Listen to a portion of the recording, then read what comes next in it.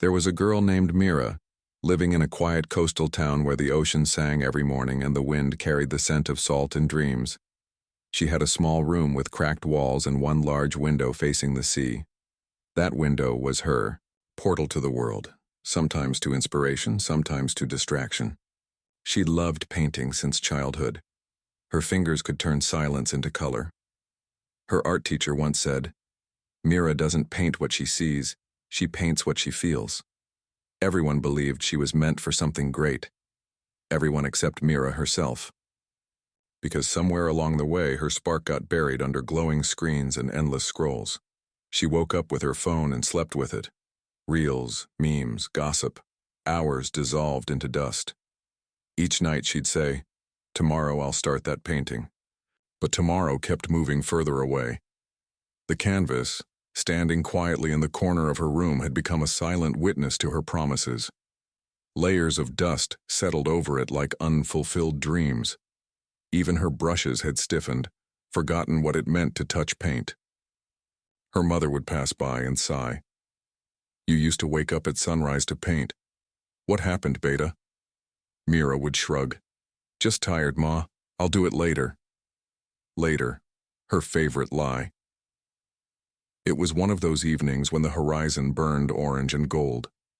Mira sat scrolling through her phone, half laughing at a meme, half scrolling out of habit. Her grandfather walked in, an old fisherman whose hands were rough from years of pulling nets, yet his eyes held the calm of a man who had faced storms and learned from them. He pulled up a chair beside her. "You know," he said, "you remind me of a fisherman I once knew." Mira groaned. "Another story, Grandpa?" He chuckled. "Stories keep fools from becoming one. Listen." "Once upon a time," he began, "the king of a seaside kingdom called for all fishermen. He said, 'In 30 days, whoever brings back the best catch will earn gold, land, and honor.' 3 fishermen set out. The first, Arun, worked tirelessly. He repaired his nets, studied the tides, and ventured deep into the sea every morning. His baskets overflowed with silver fish and red snappers that shimmered like jewels. The second, Viren, said, 'Why bother so much? The king won't check every fish.'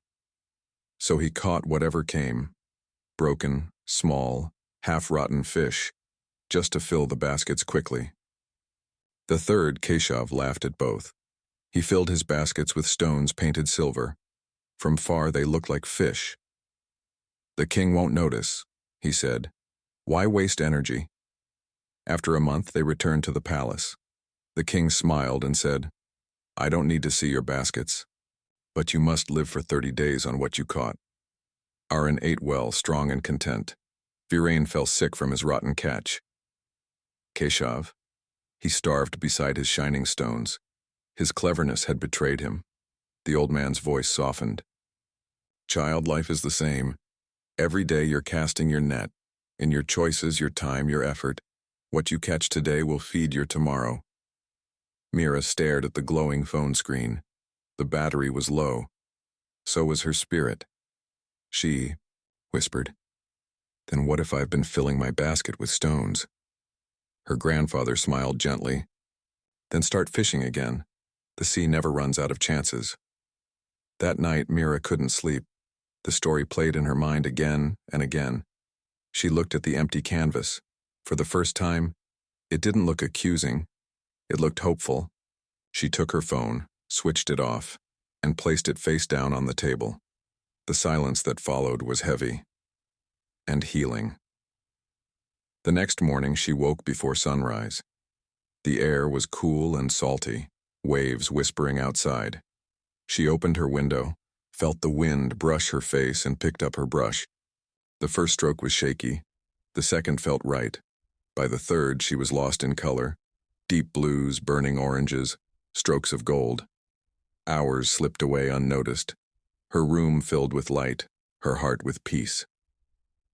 Day after day she painted, through frustration, through joy, through fatigue. Her phone lay forgotten, collecting the same dust her brushes once had.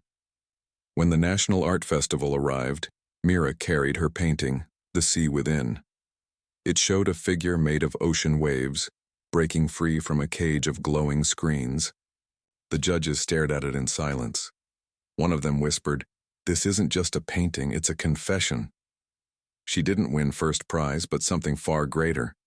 She won her discipline back. When she returned home, her grandfather was waiting at the porch sipping tea. "So how was the sea?" he asked. Mira smiled softly. "Tiring, but I caught something precious." He nodded. "Then your basket is full. Every person carries an invisible basket, filled with time, effort, and choices. Some fill it with fruits of patience and hard work. Others with excuses, shortcuts, or distractions. The world might not check your basket today, but one day life will ask you to live off what you've gathered, and no silver-painted stone will save you then. So paint the canvas, cast the net, write the line, take the step. Because every moment you waste today is a stone you'll chew tomorrow. Effort is not punishment. It's the purest form of self-respect. Don't wait for tomorrow. The sea is waiting. The colors are waiting. Start now.